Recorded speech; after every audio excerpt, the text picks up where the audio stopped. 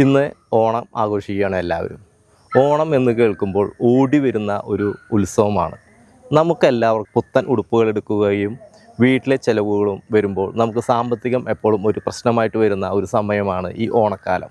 എന്നാൽ അടുത്ത വർഷം നമുക്ക് എങ്ങനെ ഓണം ഒരു സാമ്പത്തിക പ്രശ്നമില്ലാതെ നമുക്ക് ആഘോഷിക്കാം എന്നതിനെക്കുറിച്ചുള്ള ചെറിയൊരു ടിപ്പാണ് ഞാനിവിടെ തരുന്നത്. ഓണം നമുക്ക് അടുത്ത വർഷം അടിച്ചുപൊളിച്ച് ഒരു യാതൊരു ടെൻഷനും കൂടാതെ ജീവിക്കാൻ വേണ്ടിയിട്ടുള്ള ഒരൊറ്റ ടിപ്പ് മാത്രം, വേറൊന്നുമല്ല.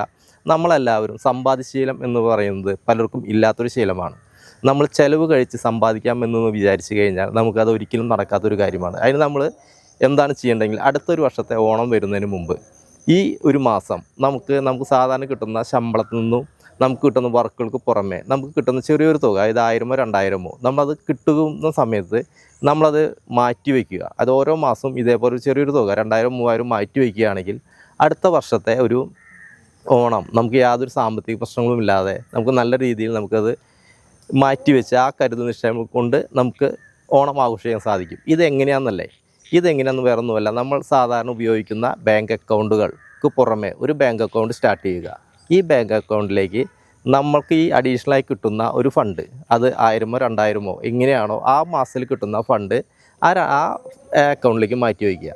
ഈ അക്കൗണ്ട് നമുക്ക് അടുത്തൊരു ഓണ സമയത്ത് മാത്രമേ ആ അക്കൗണ്ട് നമുക്ക് ചിലവ് ചെയ്യാൻ പാടുകയുള്ളൂ. ഇതേപോലെ നമുക്ക് ഓരോ നമ്മുടെ ആവശ്യങ്ങൾ വരുമ്പോഴും ഓരോ ലക്ഷ്യത്തിലേക്ക് വേണ്ടിയിട്ടും ഇതേപോലെ ഒരു അക്കൗണ്ടിലേക്കുള്ള ഓരോ ഫണ്ടുകൾ മാറ്റി വെച്ചുകൊണ്ട് സമ്പാദ്യശീലം ഇവിടെ തന്നെ തുടങ്ങുക. ടെൻഷൻ ഇല്ലാതെ ജീവിക്കുക.